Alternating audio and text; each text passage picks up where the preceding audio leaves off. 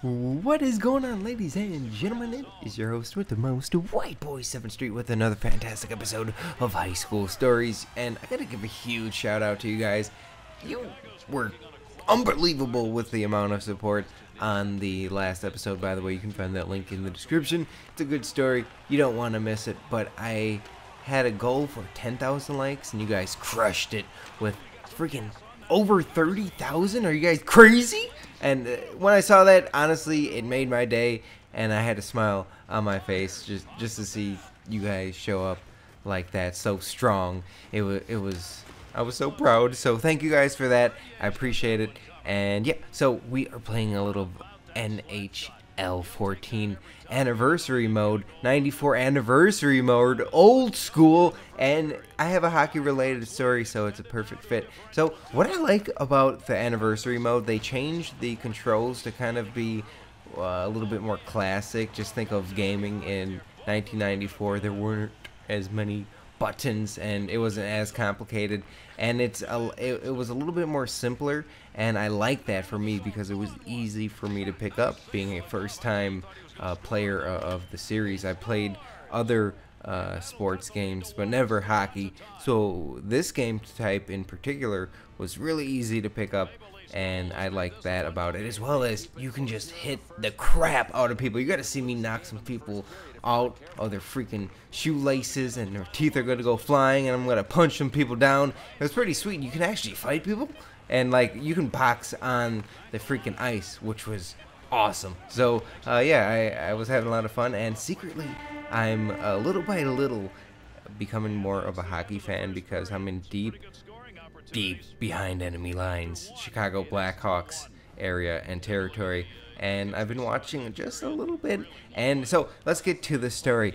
So this was when I was about 15 years old, and I got invited to a Milwaukee Admirals game. And the Milwaukee Admirals are an amateur hockey team. They're in like the semi-pro division. That was a pro freaking 360 right there. That was unbelievably beautiful. Anyways, so I got invited to this hockey game with some of my 7th Street friends, and I don't know how my godmother does this, but she got hookups. Like, she got connections. So anyways, like one day the freaking I got woken up early in the morning, about 11 a.m.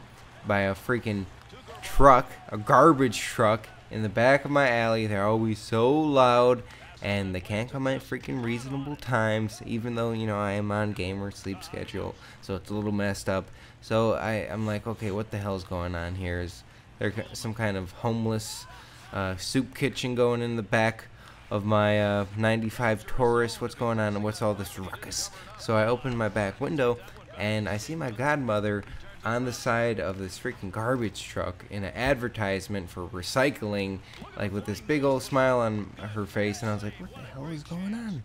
Am I dreaming? This is crazy. I got my camera and I recorded it, and I was freaking out for a little bit. Anyways, so she got the hookups, and somehow she had a hookup where I got to be one of the people who compete in the halftime or the quarter breaks. You know, like in between quarters, there's always some sort of entertainment on the field when it comes to sporting events. Sometimes they have those freaking awesome cannon bazooka, t-shirt cannon bazooka things. Why don't they just throw those in the audience? I would be more happy with one of those, the rocket launchers. If I could just take my t-shirt off and put it in one of those and fire it at people at any given freaking moment in time. You know how awesome those cannon bazookas are? Pretty sweet. Let me point out right here, 6.6 seconds on the clock, score, clutch, goal. Anyways, so yeah, they should just throw out those t-shirt cannon bazookas instead of the actual t-shirts. Anyways, so they always have some sort of entertainment. Sometimes it's little kids playing like a pickup game. Sometimes it's people dunking off of trampolines. The mascot doing something crazy, breakdancing. It's actually pretty entertaining most of the time. I like that. I get good joy out of the halftime entertainment. Anyways, so we had a little competition where we had to kind of race across the rink and get a puck into the goal. And so it was me, then like an 8-year-old kid. I was like, man, I'm gonna body this kid. He ain't nothing. I got this. I got this. And then he had like an 11-year-old friend. I was like, 11-year-old, he's getting up there, but no worries. But then there was like a 17-year-old guy. But he was kind of like, you know, I was kind of cocky. I was a gold medal champion gaming athlete. I was inspiring to get on the football team. I was thinking about it, right? I could arm wrestle with most men in my classroom. I felt pretty confident about my athletic ability, so I was kind of sizing them up. And anyways, so we're out in the middle of the freaking ice rink, and there's a lot of freaking people. There's so many people. This was like my first time on the big center stage. After this, I knew I was gonna make it big on YouTube because everybody applauded for me, and I got a crunk in the halftime show between periods. Anyways, it was awesome, right? Because there's so many people looking at you, and the sound amplifies so much, and I can just imagine when it's actually like because this is a smaller arena. Just imagine at the Super Bowl, so many people cheering at once, going crazy. That energy that you get in the middle of the field has to be just insane, and I felt a little bit of that while I was on the ice. So the competition was, at first, there's the first station. There's like 3 different stations. The first station, I had to put on some hockey pants. The second station, I had to put on a t-shirt. And the third station, get the paddle or the stick and whack the puck into the goal. So the freaking mascot was cock blocking. He knew my athletic superiority. He sized me up. So he was spawn camping me, right? Trying to body me, trying to get in my way. But I put on a little Barry Sanders juke to the left, go to the right with my pants sagging in the center of the ice, and then I'm limping with my pants, pulling it up. I juke the freaking mascot. I'm running, put the shirt on really fast, get to the ice, the paddle, the freaking stick. I can't. Why don't I call it a stick? I don't know. I got the stick in my hands. I line up the freaking puck to the goal. And I look back, and these kids are still putting on their shirt, man. They need their mom to help them or something. I was a big boy. I was leading like I'm lead. Look at this charge. That's me right there. I went for it, and I hit it, and I missed, man. I missed like 5 feet to the right. And I was like, oh, man. So I ran over there, man. I ran over there. I got it back, and I got it back to the starting line. I think I went a little bit too far back. I went maybe... where I started it, where I hit it and missed from the first time.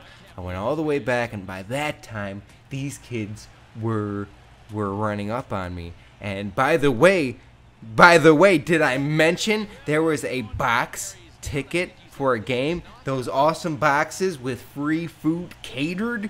There was one of those on the line, ladies and gentlemen. So I rushed back to my puck starting line, and I whack it, but I don't whack it, I glide it in there with a precision matched by a Rolex Time X watch, a precision and accuracy matched by the great Wayne Gretzky and other hockey legends, but I don't know many. I don't even know if Wayne, I think, is that a basketball player from the 60s? I don't know. Anyways, so I hit it, I whack it, and I hear the crowd go, oh! It lands 2 feet in front of the middle of the net. And by this time, the other kids are whacking it in. So I'm like, YOLO, they want this to end, I think. They want a victor, so I take the initiative, and I make an executive decision to whack in the puck. I think I kind of cheated, because they said in the rules you had to go all the way back to where the puck was and replace it there and hit it back in. So that's what I did the first time, and I got so close the second time, I just said YOLO, and I took the initiative, and I just whacked it in. I whacked it in, and then the crowd went crazy. I put my hands up, and I just went with it. I'm like, I won, and they can't take that back from me. They couldn't take it back from me, and I freaking won. I won, and then I was like, they rose my head in the middle, like I was a boxer or something, and I was amped, I was geeked. I won box tickets for everybody on 7th Street. It was gonna go crazy the next hockey game, and it was cool. And so that was exciting for me. That was like my first. I was like socially awkward a little bit, and I was kind of nervous at first. But once I had like the energy of the crowd, I was just going with it.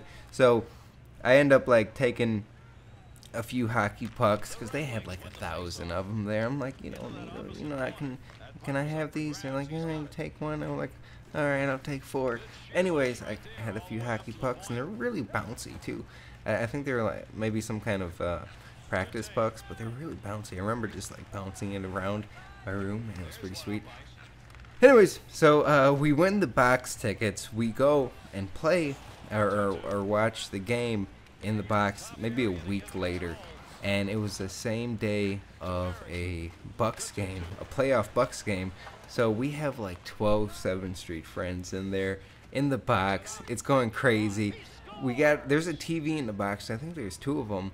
And it's really nice. They have your own private bathroom, and it's really sweet seats. And everyone's watching like the Bucks game inside, and the hockey game's going on. They're watching the TV. The Bucks game's like going down the street, and like me and 4 of my 7th Street friends were watching the game. We had like as much popcorn as you can imagine. We had unlimited popcorn. That was one of the perks of being a gladiator on front of the freaking center ice in front of everybody and beating this 8-year-old, this 11-year-old kid and getting the puck in the net.